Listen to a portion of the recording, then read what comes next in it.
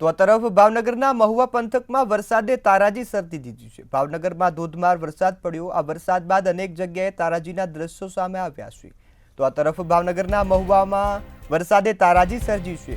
તારાજી સર્જી બાદ આ દ્રશ્યો સામે આવ્યા છે। ત્યારે તાલુકાના અનેક ગામો છે જ્યાં આ નુકસાનીના દ્રશ્યો સામે આવ્યા છે। ક્યાંક મકાનને તો ક્યાંક જનજીવનને નુકસાન પહોંચ્યું છે। પાણીએ રસ્તાની હાલત પણ ફાટેલા ગોદડા જેવી કરી દીધી છે।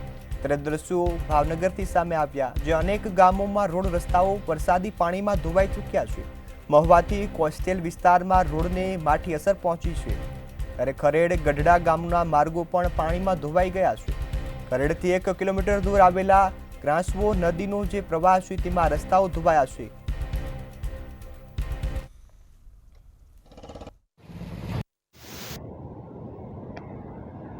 મહુવા પંથકમાં વરસાદે જે તારાજી સર્જી હતી તે ત્યારબાદના મહુવા પંથકના દ્રશ્યો સામે આવી રહ્યા છે। ત્યારે વાત કરવામાં આવે તો મહુવા પંથકની અંદર 9 ઇંચ કરતાં પણ વધારે વરસાદ વરસી ચૂક્યો હતો। ત્યારબાદ મહુવા પંથકમાં કોસ્ટલ વિસ્તારની અંદર જે ખરેડ ગામ છે, ખરેડગઢા ગામના માર્ગનું પાણીમાં ખસી જવાની ખાસી અસર પહોંચી છે।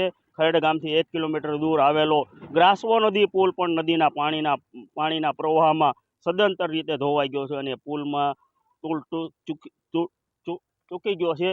ત્યારે વાહન અને પસાર થતા ભારે વાહનને જોખમકારકો વાહન પસાર ન કરવા તેવી પણ એક લોકો દ્વારા અપીલ કરવામાં આવી છે।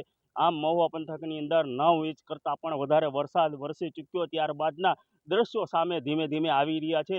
અમુક વિસ્તારોના રોડ પાણીની અંદર ધોવાઈ ચૂક્યા છે। ત્યારે ખરેડ ગઢડા ગામની વાત કરવામાં આવે તો ખરેડ ગઢડાનો ગ્રાસવા નદીનો પુલ જે છે, પુલ ઉપરથી પોપડા ખરી ગયા છે। પોપડા ખરતાની સાથે સરિયા પણ દેખાઈ ચૂક્યા છે।